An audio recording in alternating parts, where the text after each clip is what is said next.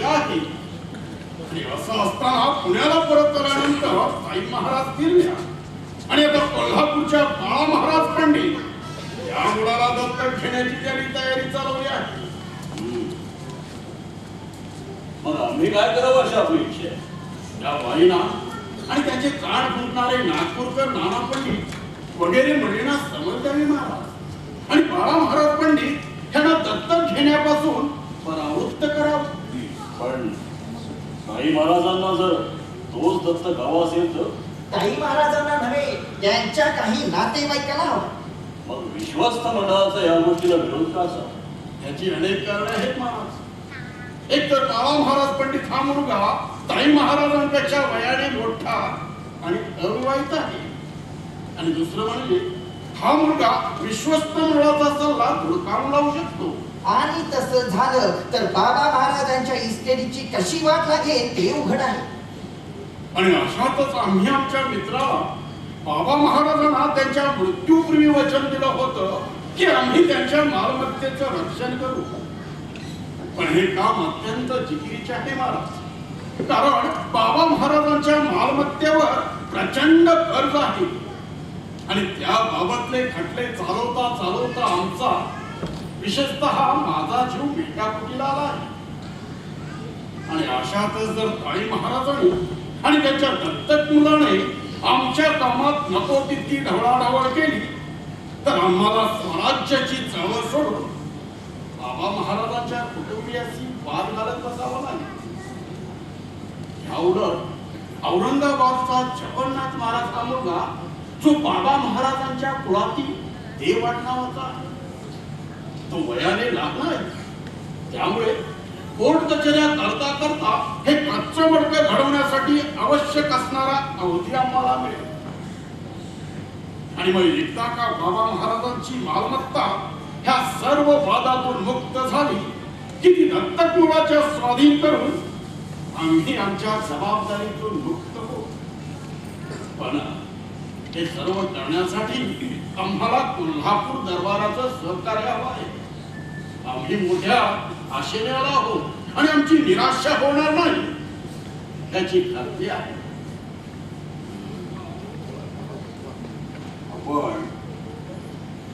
आपण काही खाल्लं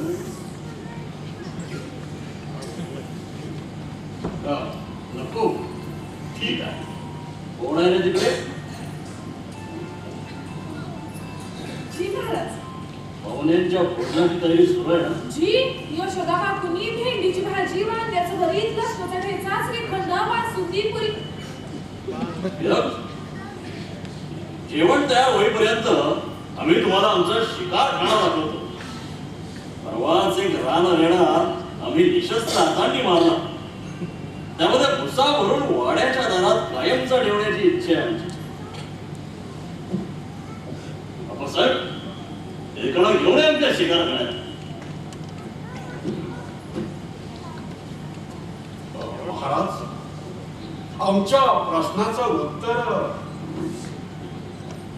कोणता प्रश्न? विचारताय आपण ताई महाराजांना समज द्याल ना? समज कुणाला द्यायची हा एक प्रश्नच आहे.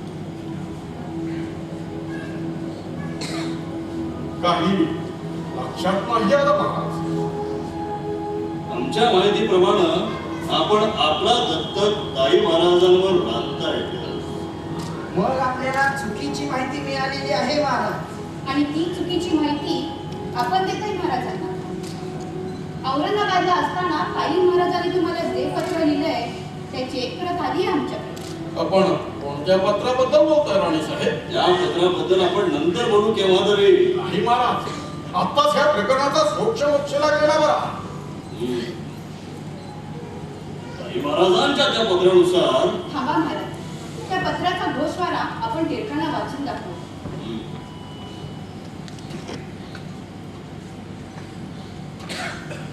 औरंगाबादला असताना टिळकांनी आपल्याला कैद्यासारखी वागणूक दिली. 5 काळसर वेडघर मुलापैकी 6 वर्षाच्या एका मुलाला दत्तक घेण्याची सक्ती केली. कागदपत्रांवर सह्या करण्यापूर्वी आपली सुटका होणार नाही असं वाटल्याने आम्ही नाईलाजाने दत्तकाबाबतच्या कागदपत्रांवर सह्या केल्या. हे खोटं आहे. त्या बाईना त्यांच्या कारकुनाने फितवलंय. महाराज, मला वाटतं आपण ताई महाराजांपेक्षा टिळकांवर जास्त विश्वास दाखवावा. आम्ही काय करावं आणि काय नाही ते आमचं आम्हाला ठरवू द्या. तुतास तरी कोण खरं आणि कोण खोटं याची शहानिशा केल्याशिवाय यामध्ये आम्ही अधिक काही बोलणं योग्य ठरणार नाही. आप्पासाहेब, लेकरं घेऊन ये आमच्या शिकार खाण्यात. आपणास हे पत्र हवं असल्यास आम्हाला नको आहे ते पत्र राणीसाहेब. आमच्या वतीने आपण महाराजांना एवढीच विनंती करा की ट्रस्टीच्या संमतीविना कोणालाही दत्तक घेण्यास ताई महाराजांना मज्जाव करावा. आमच्या विनंतीची काही गरज नाहीये टिळक. या बाबतीत योग्य निर्णय घेण्यास महाराज समर्थ आहेत.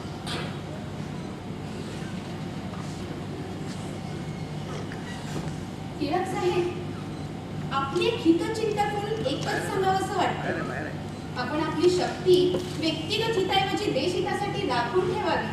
देशाला आपली गरज आहे. अनाहूत सल्ल्याबद्दल धन्यवाद राणी सरकार. चला प्रोफेसर, आरतीची वाट करू. बळवंतराव, आपल्याला महाराजांनी शिकार खाण्यात यायला सांगितलं. काही नको.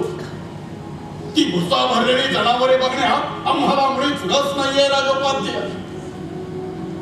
आम्हाला तर आता अशी भीती वाटायला लागली की तुमचे महाराज आम्हालाच भुसा भरून ठेवण्याची तयारी करतात.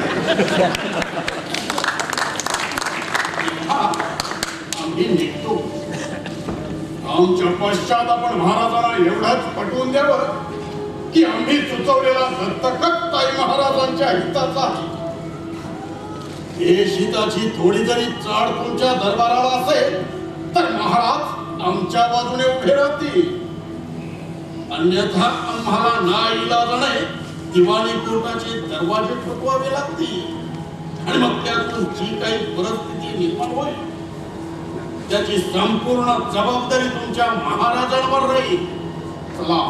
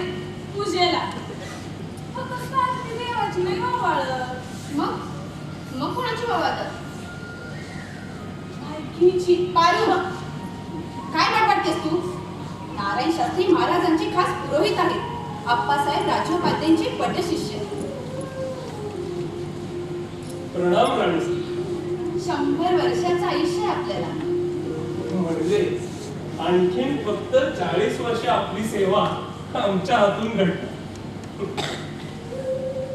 आप्पासाहेब, नारायण शास्त्रींबद्दल आम्ही जे ऐकतोय ते खरंय का? काय ऐकलं आपण नारायण शास्त्र्यांबद्दल? त्यांचं वागणं काही ठीक दिसत नाही. महाराजांचंही त्यांच्याबद्दल काही फारच चांगलं मत नाहीये. कधीही येतात, कधीही जातात. आजच बघा, महाराजांची पूजेची वेळ टळून गेली तरी ते आलेले नाहीयेत.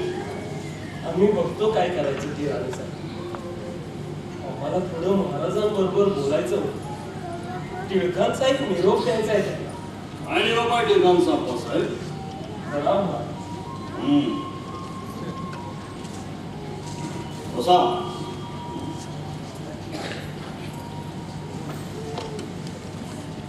पुण्याहून केसरीच्या कचेरीतून एक माणूस एक पत्र घेऊन आला. सुधीर, उद्देश सांगा त्या पत्राचे. ताई महाराज दत्त विधान प्रकरणी आपण काय निर्णय घेतलाय याची चौकशी केली. एकाला कळवून टाका ही त्या बाईची वैयक्तिक बाब आहे. कोल्हापूर दरबार त्यामध्ये ढवळाढवळ करू इच्छित नाही. महाराज, टिळकांची आपल्यावर खूप भिस्त आहे. दिसत तर ताई महाराजांची आहे आमच्यावर. त्यांच्या मालमत्तेचा काही भाग कोल्हापूर संस्थानाने त्यांना दिलेला आहे. आणि आमच्या एक गोष्ट लक्षात येत नाही की टिळकांसारख्या थोर व्यक्तीने एका अल्पवयीन बाईच्या खासगी गोष्टीची विचारपूस का करावी? मित्राला दिलेल्या वचनाला जागण्यासाठी. त्यामध्ये टिळकांचा काही फायदा? वचन पाळण्याच्या बाबतीत टिळक फायद्या तोट्याचा विचार करत नसतात महाराज. किंबहुना त्या प्रकरणी त्यांचा तोटाच होतो. हो कसा? पुणे ते औरंगाबाद, औरंगाबाद ते पुणे, पुणे ते कोल्हापूर अशा चक्रा टाकण्यात त्यांच्या पदरचे खूप पैसे खर्च झालेले आहेत. त्या बाईने दिवाणी कोर्टात धाव घेतल्यामुळे जे दलालीत ही टिळकांवर कर्ज झालेले आहे. इंग्रज सरकार आपणास ठाऊकच आहे टिळकांवर कारवाई करण्याला कधीही उत्सुकच असतात.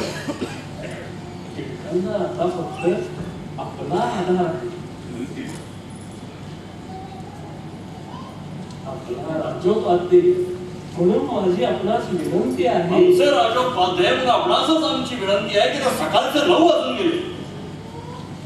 आमच्या पूजेची वेळ धरून गेली. अजून आपल्या नाटक्यात नारायण भटजींचा पत्ता नाहीये. आपल्या बाकीच्या गोष्टींच्या आधी आपण नारायण भटजींचा प्रश्न सोडवा.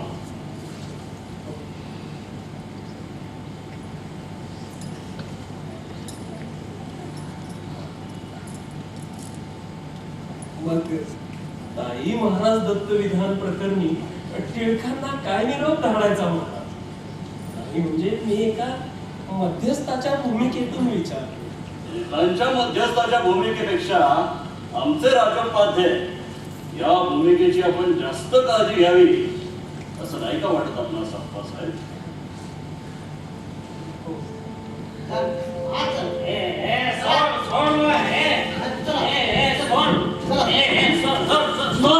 अरे अंगेवाल्या अंगाला हात लावलास तर या बघा. टांगेवाला पुढचा महाराज सांगून तू घोड्याच्या टाकाखाली तुडवायला लागली. शिवा, काय झालं? ह्यांना असं फरफटीत काढलेस? सांगू का? सांगू? सांग ना, सांग. मी काय घाबरतो की काय कुणास? नारायण भटजी समोर बोलता आहात तुम्ही. चला चला महाराज, तुझ्याच बसूया. कुठे होता तुम्ही इतका वेळ? घरी घरी महाराज. घरी? पण कुणाच्या? हे विचारा मला. म्हणजे खडखडाट घेऊन मी अगोदर हिंच्या घरी गेलो तर हिंची कारभारी म्हणाली हे रात्रीत गेल्यात शेण खाया. तेव्हा मी गेलो गोट्यात. गोट्यात म्हणजे रंभा नायकिरीच्या कोठ्यावर. तर हे शास्त्री बुवा तिथं दारू पिऊन टेर होऊन पडल्या. आजच्या पुरतं यांना माफ करावं महाराज. शुद्धीवर आले की मी यांना योग्य ती समज देतो. शुद्धीतच आहे मी. थोडी डोळ्यात झोप आहे इतकंच. मग जा, पंचगंगेवर जाऊन स्नान करून या आणि आज जाऊन देवपूजेला लागा. काय गरज आहे? स्नान करण्याची काय गरज आहे? म्हणजे स्नान न करता पूजा करावं तुम्ही? मग काय बिघडले महाराज? ब्राह्मणांना चालते सगळे. बघितलं ही अशी उत्तर असतात यांची. त्या दिवशी मी यांना म्हटलं तुम्ही आमचे धार्मिक विधी वेदोक्त पद्धतीने करता की पुराणोक्त? माझ्याकडे बघून कुत्सितपणाने हसले. महाराज म्हणजे हे खरं आहे? काय काही आठवत नाही. कारण दिवसातून मी बऱ्याच लोकांच्याकडे बघून कुत्सितपणे हसतो. प्रत्येक सणाच्या दिवशीची गोष्ट आहे. राजाराम शास्त्री भागवती आहेत साक्षीला. किंवा त्यांनीच आमच्या लक्षात आणून दिलं की हे महाशय आमचे धार्मिक विधी वेदोक्त ऐवजी पुराणोक्त पद्धतीने करतायत. आम्ही जाब विचारलं तर यांनी उडवडीची उत्तर दिली. मग काय करावयास हवे होते आणि महाराज? आपणास तिथे त्या राजाराम शास्त्रासमोर सांगावयास हवे होते की आम्ही तुमच्या वाड्यावर वेदोक्त मंत्राने पूजा करू शकत नाही. कारण तुम्ही शूद्र आहात. नारायण भटजी, तुमची अजून पुरती उतरलेली दिसत नाही. पूर्ण उतरलेली आहे. उतारा घेऊनच आलोय मी. म्हणजे तुम्ही निघा इथून. थांबा मला बोलून द्या. मला बोलून द्या.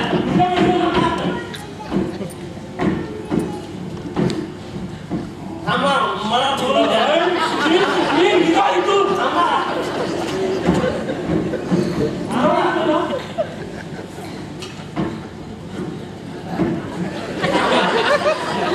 बोलू द्या.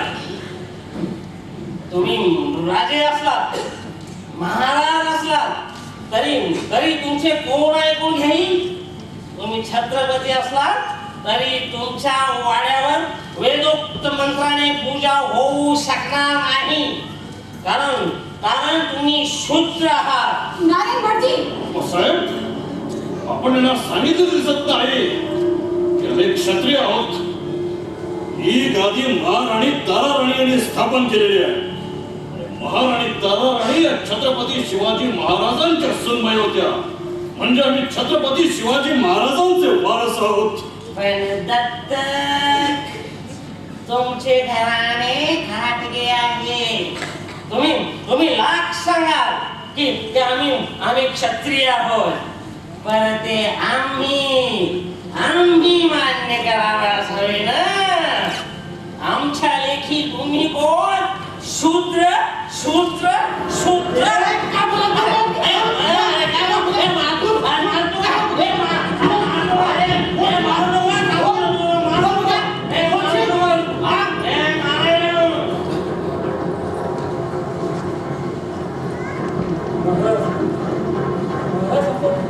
शांत व्हा.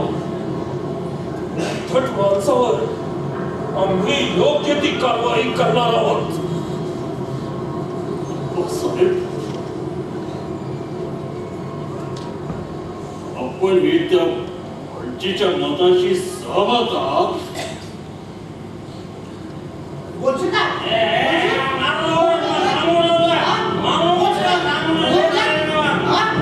बोलशील का परत? नारायण भटजीची कमालच झाली. पण आपला संयम वाचण्यासारखा आहे.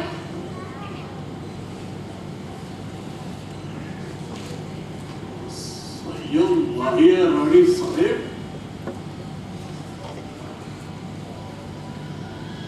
नारायण भटाच्या शब्दाने आमच्या पायातलं ध्यानच कळून गेलं.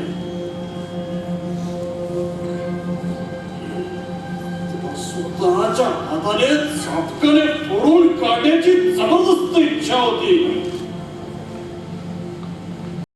ठरवली आहे ती केवळ महाराजांच्या अस्वस्थ मनस्थितीमुळे घट जाऊ नये अशी आमची इच्छा.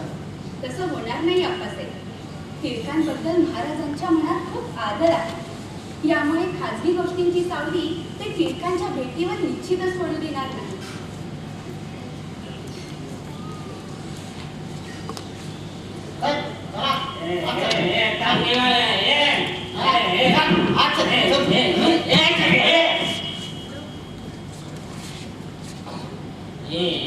टांगेवाल्या धक्के काय मारतोस? तू काढून टाकायला लागली ना कामून. आधी स्वतःचं काम सांभाळा. काय रे शिवा, काय झालं? वाड्यासमोरच्या चौकात महाराजांच्या बद्दल काय पण बोलतो की हे अहो जरा समज नाही येत नाही. परत जर काय महाराजांबद्दल वाईट बोलला तर माझ्याकडे घोड्याचा चाबूक असतो या, लक्षात ठेव. काय रे नाऱ्या, हे काय आरंभलेस तू? काय झाले? स्वतःच्या नोकरीची पर्वा दिसत नाही. अहो पण काय केले काय मी? केले नाहीस तर मग असा डुलतोयस का? अरे तुला किती वेळा सांगितलं की वाड्यावर येताना जरा स्नान करून येत जा. आज तू पुन्हा चिप्पट घेऊन आलायस. त्यात काय मोठे, डोळ्यांना थोडे तीर्थ लावले की झाले. आज सकाळ सकाळी तीर्थ घेऊन आलेला दिसतोयस. हळू बोला. आधीच तुमचे ते शाहू महाराज माझ्याशी नको त्या विषयावर वाद करून आले. तुझ्याशी कशाबद्दल वाद घालतोय? त्या कार्तिक स्नानाच्या वेळी त्या भागवत शास्त्राने काय त्यांच्या डोक्यात भरून दिले कोण जाणे. जरा मंत्र म्हणायला लागलो की विचारतात, हे मंत्र कोणते, वेदोक्त की पुराणोक्त? उगा 4 बुके शिकलात त्या ब्रिटिश मास्तर यांच्या हाताखाली, म्हणजे तुमचे हात काही आकाशाला लागले नाहीत. उगा वेदाच्या आणि पुराणाच्या उचापती करता कशाला? बस पुरे झाले तुझे हे पुरा. चल निघ इथून. आणि खबरदार जर पुन्हा दारू ढोसून राजवाड्यावर आला परत चुकी करण्यास पाठवून देईन पुण्यास. तुम्ही पण दिशा मारी महाराजांचे मिंदे. बस शिवा, हा त्यांना घरी नेऊन सोड. एक दिवस तू खाणार माझ्या हातात पडणार.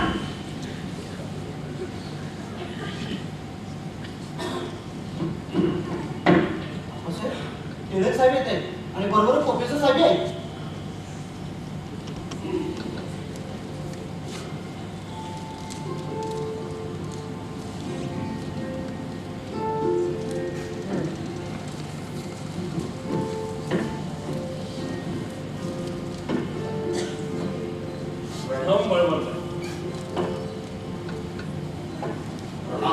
प्रोफेसर विजापूरकर आहेत ते येतात. शिवा,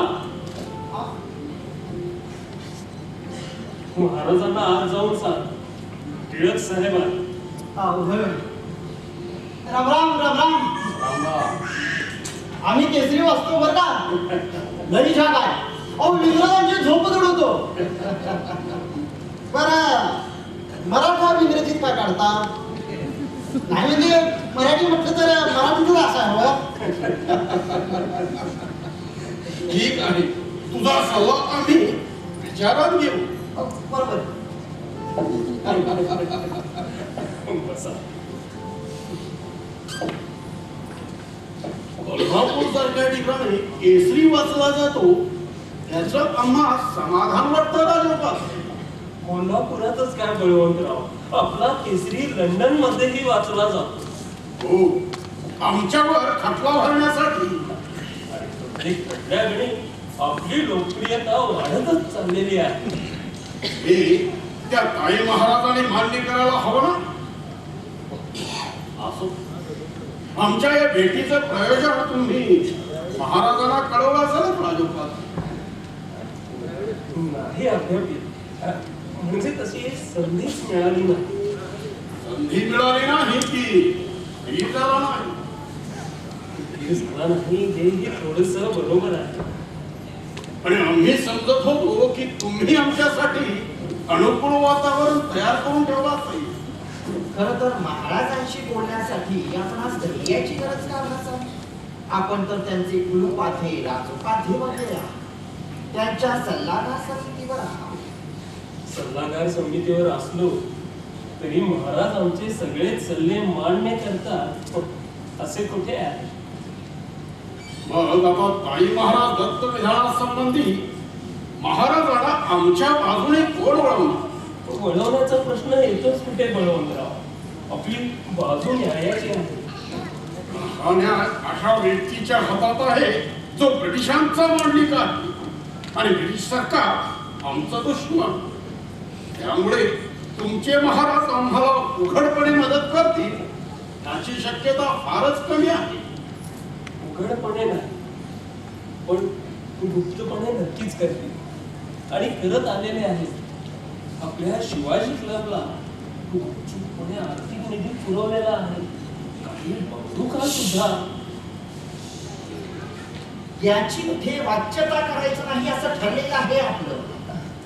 थोडक्यात महाराज जरी ब्रिटिशांचे मांडलिक असले तरी आपल्या देशभक्तीबद्दल सहानुभूती आहे त्यांना. हीच सहानुभूती त्याने ताई महाराज दत्त विधानासंबंधी दाखवावी एवढीच इच्छा. हो.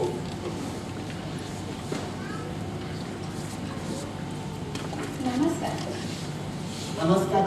प्रणाम राणी सरकार. सर्व कुशल? हो, सर्व कुशल आहे आपल्या आशीर्वादाने. आमचे कसले आशीर्वाद? नाही कसे, महाराजांच्या दत्त विधानानंतर आपण केलेला केसरी मधला अग्रलेख दाखवले आम्हाला महाराजांनी. घ्या. नको, ठीक आहे. टिळक बाहेर सहसा कुठे काही खात नाही. आम्ही तर त्यांच्या भोजनाची व्यवस्था केली. नाही, तेवढा वेळ नाहीये. महाराजांशी एका महत्वाच्या विषयावर बोलून आम्ही लगेच पुण्याला प्रयाण करणार आहोत. महाराज आपणास भोजन केल्याशिवाय जाऊ देणार नाही. राणी सरकार, आपणास कदाचित ठाऊक नसेल, पण टिळक बाहेर कुठेही गेले तरी स्वतःच अन्न स्वतः शिजवून खातात. हे बरोबर आहे. म्हणजे कुणाच्या मिठाला जागण्याची जबाबदारीच राहत नाही. राम महाराज. प्रणाम महाराज. बसा. मिठाला जागण्याचा प्रश्न नाहीये ना, पण आपणास तर ठाऊकच आहे की बळवंतराव किती कर्मठ सनातनी आहे. धर्माचं काटेकोर पालन, परंपरेचं योग्य ते जतन. साहेब, आपण फारच वकिली करताय वकिलांची. वकिलाची वकिली एक प्राध्यापक करतोय. महाराज, टिळक एका महत्वाच्या कामासाठी आपल्या दरबारात आलेले आहे.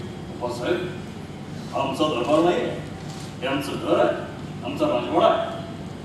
अर्थात टिळकांसारख्या थोर व्यक्तीसाठी आम्ही घरातच काय एखाद्या जंगलात सुद्धा दरबार भरू.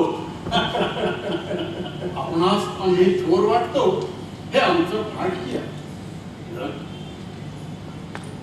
आम्ही ब्रिटिशांचे मांडलिक असलो तरी देशाभिमानी आहोत आणि देशासाठी सर्वस्वाचा होम करणाऱ्या देशभक्तांची जोडवी अगदी जाहीरपणे नाही तर खाजगीत नक्कीच करत असतो. महाराजांचा असा एकही दिवस जात नाही की आपला उल्लेख झाला नाही. आम्हाला कल्पना आहे त्याची राणी साहेब, आणि म्हणूनच आज एका महत्वाच्या कामासाठी आम्ही मोठ्या आशेने आलो आहोत. बोला, काय काम? आम्ही आपल्या भोजनाची सिद्धता करतो. टिळकांना भोजन केल्याशिवाय जाऊ द्यायचे नाही.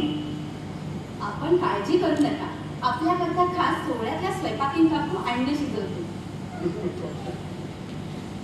महाराजांच्या दरबारातच नव्हे तर भटाखान्यातही भट आहे.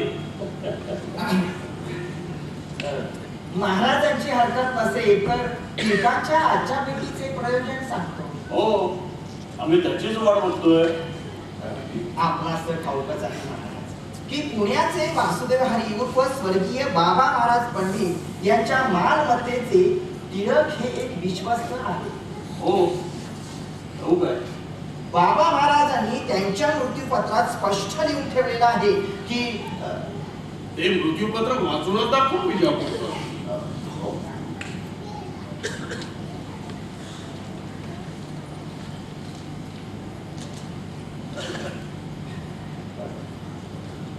मृत्यूपूर्वी काही तासच केलेल्या या इच्छापत्रात बाबा महाराजांनी काय म्हटलंय ऐकावे महाराज. आमचे कुटुंब सौ सकवारबाई म्हणजेच ताई महाराज सध्या गरोदर आहे. 30 पुत्र न झाल्यास अथवा होऊन तो अल्पायुषी ठरल्यास आमचे घराण्याचे नाव चालवण्याकरता यथाशास्त्र जरूर लागेल तितक्या वेळेस आमचे कुटुंबाचे गांधीवर दत्तक घ्यावा आणि वर दिलेल्या गृहस्थांचे विचार घेऊन त्या मुलाच्या वतीने तो वयात येईपर्यंत सदर पंचांनी स्थावर जंगम इत्यादीची व्यवस्था पाहावी. हे मृत्यूपत्र तयार केलं जात असताना ताई महाराज स्वतः उपस्थित होत्या. त्यांचे चुलत आजोबा तात्या सिन्नरकर वगैरे मंडळी सुद्धा उपस्थित होती. असं असूनही काही लोकांनी कान सुजल्यामुळे ताई महाराजांनी टिळकांदी मंडळींनी सुचवलेल्या औरंगाबादच्या दत्तक मुलाऐवजी ताई महाराजांना तो औरंगाबादचं दत्तक मान्य होतं. त्या दत्तविधानाच्या कागदपत्रावर ताई महाराजांच्या आणि औरंगाबादच्या काही प्रतिष्ठित मंडळींच्या सह्या आहेत. आणि असं असताना पुण्याला परत आल्यानंतर ताई महाराज फिरल्या आणि आता कोल्हापूरच्या बाळा महाराज पंडित या मुलाला दत्तक घेण्याची त्यांनी तयारी चालवली आहे. मग आम्ही काय करावं अशी आपली इच्छा आहे. त्या बाईना आणि त्याचे कान फुंकणारे नागपूरकर नाना पंडित वगैरे मंडळींना समजदारी महाराज आणि बाळा महाराज पंडित यांना दत्तक घेण्यापासून परावृत्त करावं. पण ताई महाराजांना जर तोच दत्तक हवा असेल तर ताई महाराजांना नव्हे त्यांच्या काही नातेवाईकांना हवं. मग विश्वस्त मंडळाचा या गोष्टीला विरोध का असा? याची अनेक कारणे आहेत महाराज. एक तर बाळा महाराज पंडित हा मुलगा ताई महाराजांपेक्षा वयाने मोठा आणि अविवाहित आहे. आणि दुसरं म्हणजे हा मुलगा विश्वस्त मंडळाचा सल्ला धुडकावून लावू शकतो. आणि तसं झालं तर बाबा महाराजांच्या इस्टेटीची कशी वाट लागेल ते उघड आहे. आणि अशातच आम्ही आमच्या मित्राला बाबा महाराजांना त्यांच्या मृत्यूपूर्वी वचन दिलं होतं की आम्ही त्यांच्या मालमत्तेचं रक्षण करू. पण हे काम अत्यंत जिकिरीचे आहे महाराज. कारण बाबा महाराजांच्या मालमत्तेवर प्रचंड कर्ज आहे आणि त्याबाबतले खटले चालवता चालवता आमचा विशेषतः माझा जीव बेटाकुटीला आला आहे.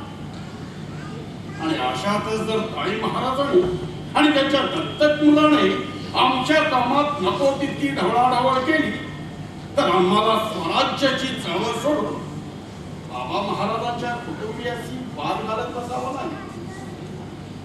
या उलट औरंगाबादचा जगन्नाथ महाराज हा मुलगा जो बाबा महाराजांच्या कुळातील देव नावाचा आहे तो वयाने लागला आहे. त्यामुळे कोर्ट कचऱ्या करता करता हे कच्चं मडकं घडवण्यासाठी आवश्यक असणारा अवधी आम्हाला मिळेल. आणि मग एकदा का बाबा महाराजांची मालमत्ता ह्या सर्व वादातून मुक्त झाली की ती दत्तक मुलाच्या स्वाधीन करून आम्ही आमच्या जबाबदारीतून मुक्त होऊ. पण हे सर्व करण्यासाठी आम्हाला कोल्हापूर दरबाराचं सहकार्य हवं आहे. आम्ही मोठ्या आशेने आलो आहोत आणि आमची निराशा होणार नाही याची खात्री आहे.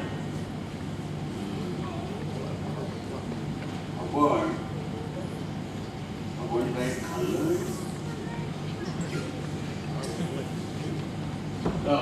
नको ठीक आहे. कोण आहे रे तिकडे? जी महाराज.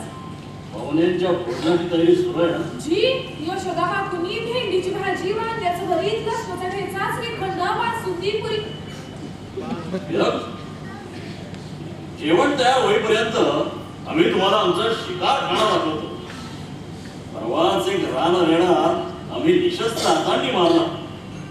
त्यामध्ये भुसा भरून वाड्याच्या दारात कायमचा ठेवण्याची इच्छा आहे आमची. साहेब एकडा घेऊन या आमच्या शिकार खाण्यात. महाराज आमच्या प्रश्नाचं उत्तर कोणता प्रश्न? विचारताय आपण ताई महाराजांना समज द्याल ना? समज कुणाला द्यायची हा एक प्रश्नच आहे. काही लक्षात नाही आलं महाराज. आमच्या माहितीप्रमाणे आपण आपला दत्तक ताई महाराजांवर बांधताय. मग आपल्याला चुकीची माहिती मिळालेली आहे महाराज. आणि ती चुकीची माहिती आपण देताही महाराजांना. औरंगाबादला असताना काही महाराजांनी तुम्हाला जे पत्र लिहिलंय त्याची एक प्रत आली आहे आमच्याकडे. आपण कोणत्या पत्राबद्दल बोलतोय राणी साहेब? त्या पत्राबद्दल आपण नंतर बोलू केव्हा तरी. नाही महाराज, आत्ताच ह्या प्रकरणाचा मोक्षला गेला बरा. काही महाराजांच्या त्या पत्रानुसार थांबा महाराज, त्या पत्राचा घोषवारा आपण टिळकांना वाचून दाखवू.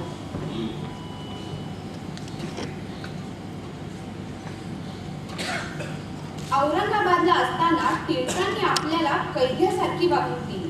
5 काळसर वेडघर मुलापैकी 6 वर्षाच्या एका मुलाला दत्तक घेण्याची सक्ती केली. कागदपत्रांवर सह्या करण्यापूर्वी आपली सुटका होणार नाही असं वाटल्याने आम्ही नाईलाजाने दत्तकाबाबतच्या कागदपत्रांवर सह्या केल्या. हे खोटं आहे. त्या बाईना त्यांच्या कारकुनाने फितवलंय. महाराज, मला वाटतं आपण ताई महाराजांपेक्षा टिळकांवर जास्त विश्वास दाखवा. आम्ही काय करावं आणि काय नाही ते आमचं आम्हाला ठरवू द्या. तुझाच तरी कोण खरं आणि कोण खोटं याची शहानिशा केल्याशिवाय यामध्ये आम्ही अधिक काही बोलणं योग्य ठरणार नाही. आप्पासाहेब, लेखनं घेऊन ये आमच्या शिकार खाण्यात. आपणास ते पत्र हवं असल्यास आम्हाला नको आहे ते पत्र राणी साहेब. आमच्या वतीने आपण महाराजांना एवढीच विनंती करा की ट्रस्टीच्या संमतीविना कोणालाही दत्तक घेण्यास ताई महाराजांना मज्जाव करावा. आमच्या विनंतीची काही गरज नाहीये टिळक. या बाबतीत योग्य निर्णय घेण्यास महाराज समर्थ आहेत.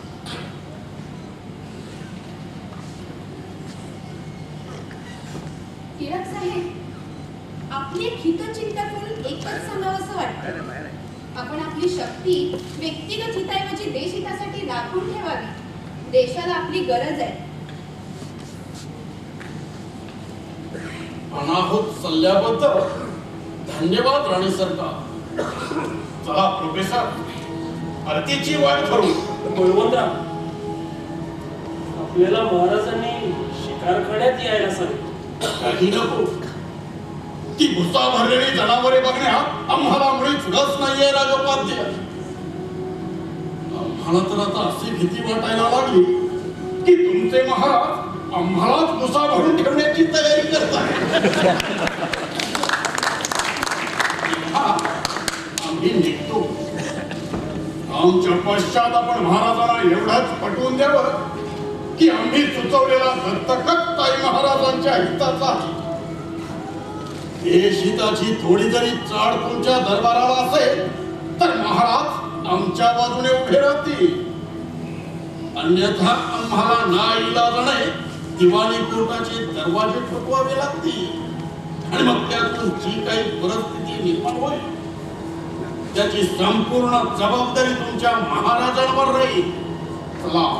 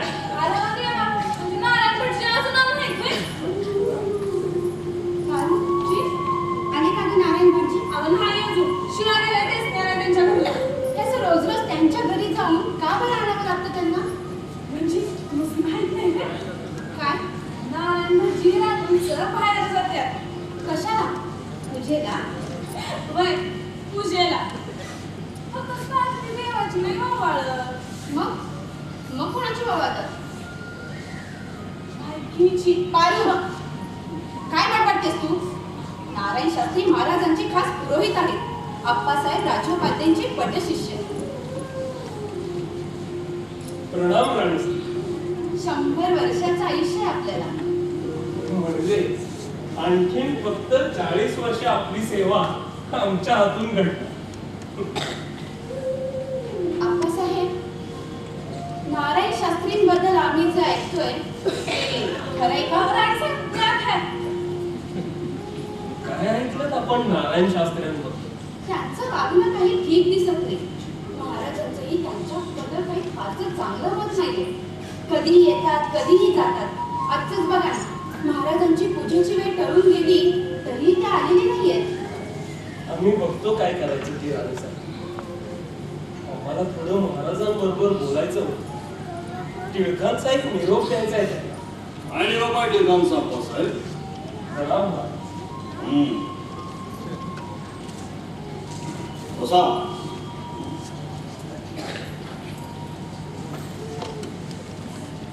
पुण्याहून केसरीच्या कचेरीतून एक माणूस एक पत्र घेऊन आला. सुधीर, उद्देश सांगा त्या पत्राचे. ताई महाराज दत्त विधान प्रकरणी आपण काय निर्णय घेतलाय याची चौकशी केली. एकाला कळवून टाका की ही त्या बाईची वैयक्तिक बाब आहे. कोल्हापूर दरबार त्यामध्ये ढवळाढवळ करू इच्छित नाही. महाराज, टिळकांची आपल्यावर खूप भिस्त आहे. भिस्त तर ताई महाराजांची आहे आमच्यावर. त्यांच्या मालमत्तेचा काही भाग कोल्हापूर संस्थानाने त्यांना दिलेला आहे.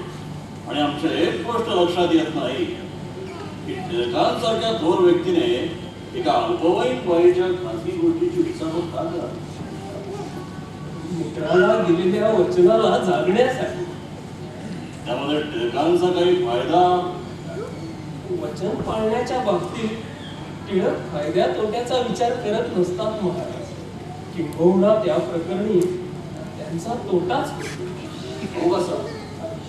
पुणे ते औरंगाबाद, औरंगाबाद ते पुणे, पुणे ते कोल्हापूर अशा चक्रा टाकण्यात त्यांच्या पदरचे खूप पैसे खर्च झालेले आहेत. त्या बाईने दिवाणी कोर्टात धाव घेतल्यामुळे जे दलालीत ही टिळकांवर कर्ज झालेले आहे. इंग्रज सरकार आपणास ठाऊकच आहे, टिळकांवर कारवाई करायला कधीही उत्सुकच असते. टिळकांना आता फक्त आपला आधार आहे. आपला राजोपाध्ये. म्हणून माझी आपणास विनंती आहे. आमचे राजोपाध्याय म्हणून आपणासच आमची विनंती आहे की ते सकाळचे 9 वाजून गेले. आमच्या पूजेची वेळ धरून गेली. अजून आपल्या नाटक्यात नारायण भटजींचा पत्ता नाही. आपल्या बाकीच्या गोष्टींच्या आधी आपण नारायण भटजींचा प्रश्न सोडवा.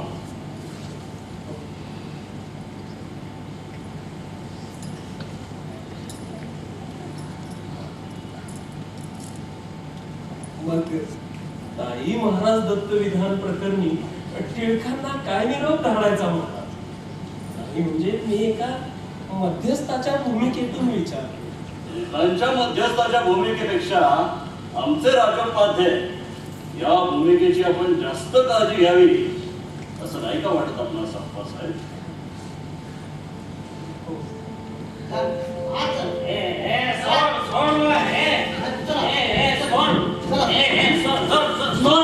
अरे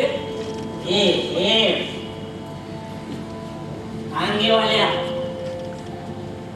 अंगाला हात लावलास तर या घरा. टांगेवाला पुढचा महाराज सांगून तू घोड्याच्या टाकाखाली तू व्हायला लागली. शिवा, काय झालं? ह्यांना असं फरफटीत काढलेस? सांगू का? सांगू? सांग ना, सांग. मी काय घाबरतो की काय कुणास? नारायण भटजी, समोर बोलता आहात तुम्ही. चला चला महाराज, तुझ्याच बसूया. कुठे होता तुम्ही इतका वेळ? घरी घरी महाराज. घरी? पण कुणाच्या? हे विचारा मला. म्हणजे खडखडा घेऊन मी अगोदर यांच्या घरी गेलो तर यांची कारवाई म्हणाली हे रात्रीत गेल्यात शेण खाया. तेव्हा मी गेलो गोट्यात म्हणजे रंभा नायकिनीच्या कोठ्यावर. तर हे शास्त्री बुवा तिथं दारू पिऊन टेर होऊन पडल्या. आजच्या पुरतं यांना माफ करावं महाराज. शुद्धीवर आले की मी यांना योग्य ती समज देतो. शुद्धीतच आहे मी. थोडी डोळ्यात झोप आहे इतकंच. मग जा पंचगंगेवर जाऊन स्नान करून या आणि आज जाऊन देवपूजेला लागा. काय गरज आहे? स्नान करण्याची काय गरज आहे? स्नान न करता पूजा करावं तुम्ही. मग काय बिघडले महाराज? ब्राह्मणांना चालते सगळे. बघितलं ही अशी उत्तर असतात यांची. त्या दिवशी मी यांना म्हटलं तुम्ही आमचे धार्मिक विधी वेदोक्त पद्धतीने करता की पुराणोक्त. माझ्याकडे बघून कुत्सितपणाने हसले. महाराज म्हणजे हे खरं आहे? काही आठवत नाही. कारण दिवसातून मी बऱ्याच लोकांच्याकडे बघून कुत्सितपणे हसतो. एक स्नानाच्या दिवशीची गोष्ट आहे. राजाराम शास्त्री भागवती आहेत साक्षीला. किंवा त्यांनीच आमच्या लक्षात आणून दिलं की हे महाशय आमचे धार्मिक विधी वेदोक्त ऐवजी पुराणोक्त पद्धतीने करताय. आम्ही जाब विचारलं तर यांनी उडवडीची उत्तर दिली. मग काय करावयास हवे होते आणि महाराज? आपणास तिथे त्या राजाराम शास्त्रासमोर सांगावयास हवे होते की आम्ही तुमच्या वाड्यावर वेदोक्त मंत्राने पूजा करू शकत नाही. कारण तुम्ही शूद्र आहात. नारायण भटजी तुमची अजून पुरती उतरलेली दिसत नाही. पूर्ण उतरलेली आहे. उतारा घेऊनच आलोय मी. म्हणजे तुम्ही निघा. थांबा मला बोलू द्या. मला बोलू द्या.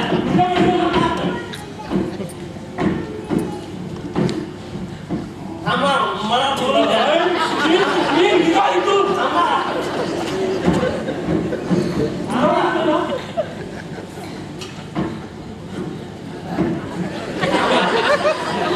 बोलू द्या.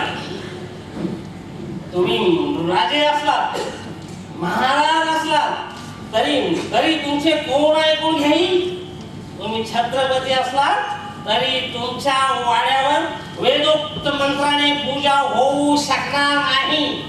कारण तुम्ही शूद्र आहात. नारायण भटजी साहेब आपण यांना सांगितलं दिसत नाही की आम्ही क्षत्रिय आहोत. ही गादी महाराणी ताराराणी यांनी स्थापन केलेली आहे. महाराणी ताराराणी या छत्रपती शिवाजी महाराजांच्या सुनबाई होत्या. म्हणजे आम्ही छत्रपती शिवाजी महाराजांचे वारस आहोत. पण दत्तक तुमचे घराणे घाटगे आहे. तुम्ही लाख सांगाल की आम्ही क्षत्रिय आहोत, पण ते आम्ही मान्य करावयास हवे ना. आमच्या लेखी तुम्ही कोण? शूद्र शूद्र शूद्र.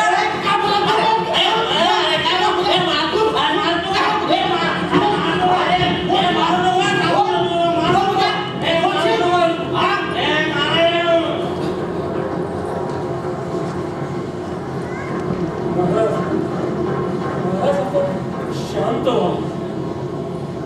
थट माणसावर आम्ही योग्य ती कारवाई करणार आहोत.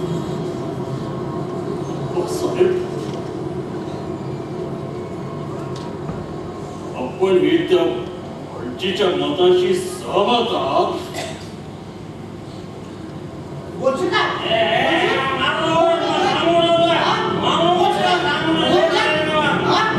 बोलशील का परत? नारायण भटजींची कमालच झाली. पण आपला संयम वाचण्यासारखा आहे.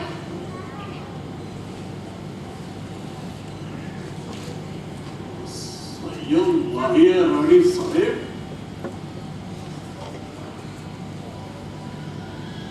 नारायण भटाच्या शब्दाने आमच्या पायातलं त्राणच कळून गेलं. स्वतःच्या हाताने चापकाने फोडून काढण्याची जबरदस्त इच्छा होती. अरे शब्दाने जे साधलं ते आम्हाला चाकणे साधता आलं नसतं.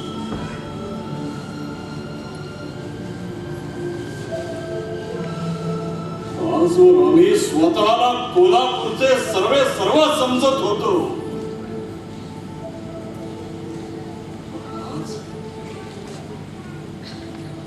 आज एक गोष्ट कळून चुकली.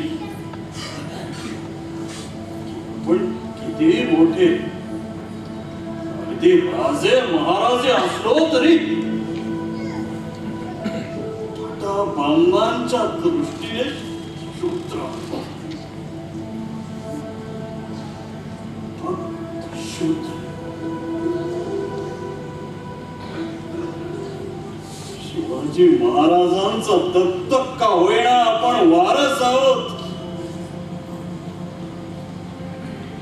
अभिमान आज गळून पडला. भुई सपाट झाला. आपण शांत राहावं महाराज.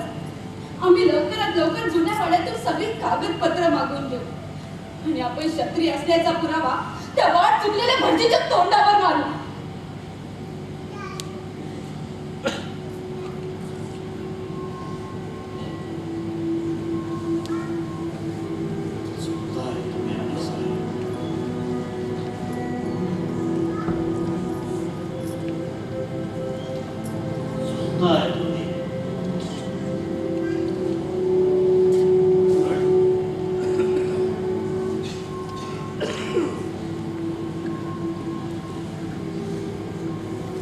उलट त्याला सन्मानाने दरबारात आणून त्याचा सत्कार करा.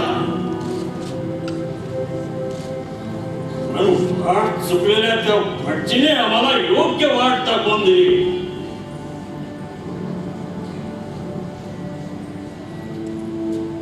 दारूच्या नशेत धुंद असलेल्या त्या ब्राह्मणानं आम्हाला सत्याच्या धुंदीतनं बाहेर आणलं.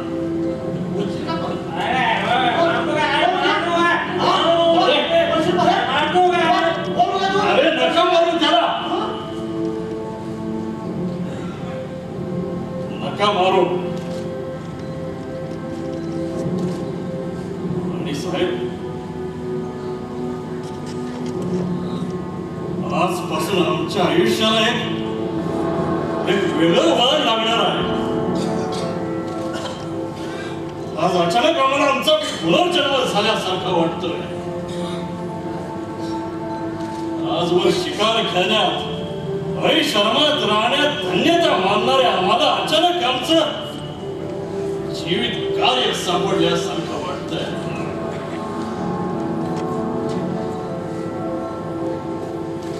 नका मारू त्याला. आम्ही त्याचे आभारी आहोत. अत्यंत आभारी.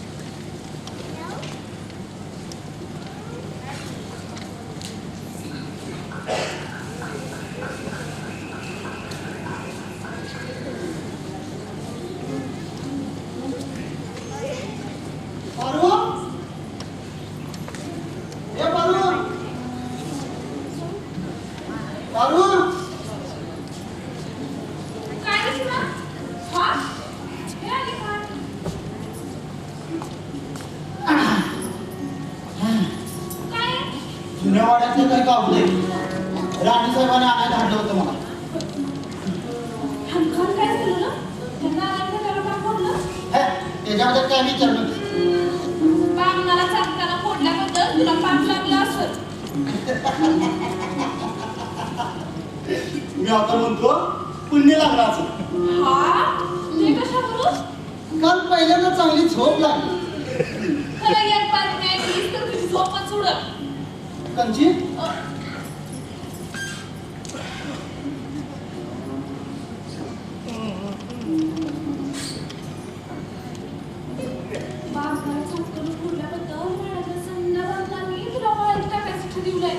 काय करते तिकडे महाराजांच्या सेवेत आहे तेव्हा मी समजेन की मीच तर ती वाईट टाकलंय.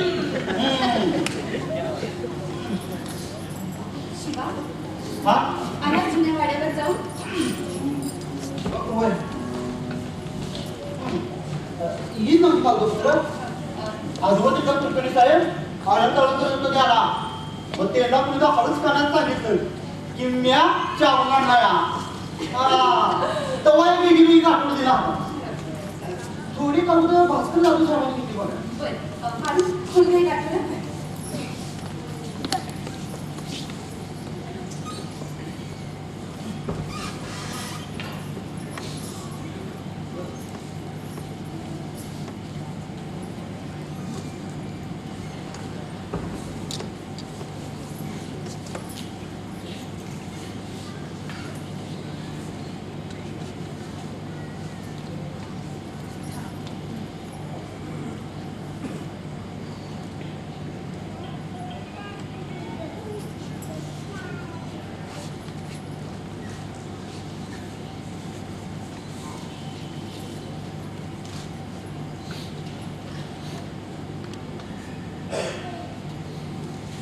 शाबास शिवा अगदी उत्तम कामगिरी बजावली आहे. असं मी आवडलं दम देत आहे की काय बालू जा याला आपल्या इसेबनीसाठी घेऊन जा आणि याला काहीतरी इनाम द्यायला सांग. नका नका कशाला तुम्ही आम्हाला 2 याचा अन्नाने तनखा देताय ते काय कमी नाव आहे अच्छा मग राहू दे. नाही म्हणजे आता तुम्ही आग्रहच करत असाल तर आमची गट्टा पाहिजे नाही म्हणायची चल आता नको म्हणलास तू. आता चलतीस का तुम्हाला राणी साहेब हे काय करतो? हे भास्कर दाखवण्यासाठी. बरं.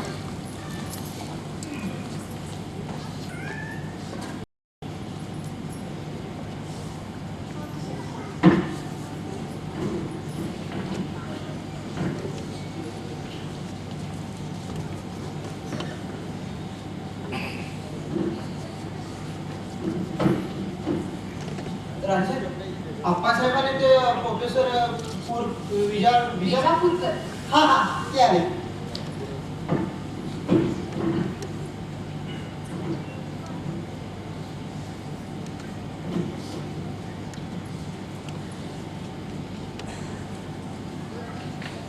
प्रणाम राणी. नमस्कार राणी साहेब. नमस्कार बसा. आपल्याला देण्यासाठी आमच्या ग्रंथमालेचा आणि समस्याचा एक ताजा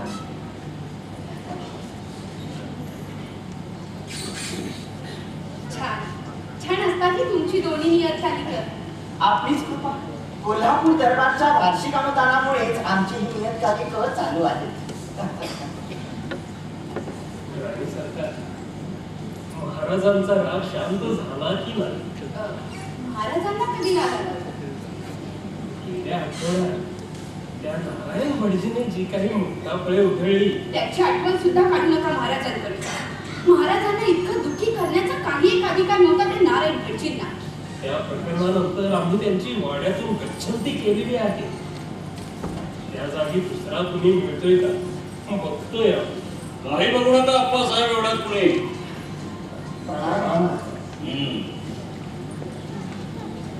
बसा.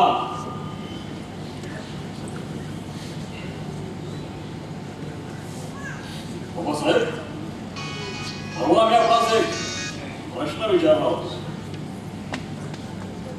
क्षमा असावी मला पण प्रोफेसर विजापूरकरांचे आपल्याकडे काही काम आहे. बोला विजापूरकर. महाराज ग्रंथमाला नावाच्या आमच्या नियतकालिकासाठी आपण जे अनुदान सुरू केले ते आपल्या दरबारातल्या कारभाराने बंद केलं असं समजतं. दरबारातल्या कारभाराने नाही आम्हीच बंद केलं. याचं कारण कळू शकेल का? नाही म्हणजे ग्रंथमाला आम्ही चांगल्या ज्ञानाच्या प्रसाराकरता सुरू केली आहे. हो पण त्यातून ज्ञानाऐवजी अज्ञानाचाच प्रसार होतोय. तो कसा काय म्हणा? त्यामध्ये छापून येणारा मजकूर जातीयवादी स्वरूपाचा असतो. एका विशिष्ट वर्गाचा उदो उदो करणारा असतो. आपण आपणास तसं वाटत असेल तर ते आमचं दुर्दैव आहे ना. पण ही तक्रार आजवर कुणीच केलेली नाही. कुणी तक्रार केली नाही म्हणजे गुन्हा घडलाच नाही असं होत नाही विजापूरकर. असं म्हणजे विशिष्ट वर्गाचा उदो करणे म्हणजे गुन्हा झाला. ठीक आहे, तर मग आपणच आम्हाला सांगावे की कोणत्या वर्गाचा उदो सुरू केला म्हणजे अनुदान पुन्हा चालू होईल. आपल्या बोलण्यात होत असल्यामुळं आपल्या प्रश्नाचं उत्तर देणं आम्हाला गरजेचं वाटत. अप्पासाहेब, आता मूळ मुद्दा या वाड्यातले धार्मिक विधी. हो, त्यासाठी आम्ही आपला सल्ला घेणारच आहोत. आमचा सल्ला असा आहे की या पुढे या वाड्यातले सगळे धार्मिक विधी आपण करायचे. आमचे राजोपाध्याय या नात्याने आनंदाने आनंदाने. आणि ते सगळे विधी आपण वेदोक्त पद्धतीने करायचे. आप्पासाहेब, मला वाटतं महाराज आज आमची थट्टा करण्याच्या लढीत आहे. प्रोफेसर विजापूरकर, यात थट्टा कसली वाटते आपल्याला? क्षत्रियांचे वेदोक्त पद्धतीने विधी होत आलेले आहेत आज. क्षमा असावी राणी सरकार, पण हा जरा वादाचा मुद्दा आहे. आपणास काय सुचवायचं अप्पासाहेब? क्षत्रियांकडे वेदोक्त पद्धतीने विधी होत नाही हे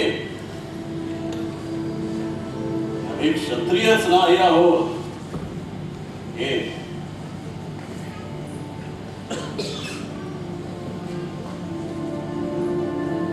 असे गप्प का अप्पासाहेब? ते अक्कल नारायण भटजीचे बोलणे ते एवढे काय मनावर घेता महाराज? आम्ही त्याला योग्य तो धडा शिकवलेला आहे. धडा तर आम्ही शिकलो अप्पासाहेब. आज आमच्या राजवाड्यावर 90% कारभारी पुरोहित कामकरी ब्राह्मण आहे. 16 दशग्रंथी ब्राह्मण वाड्यावर या त्या धार्मिक विधीसाठी आम्ही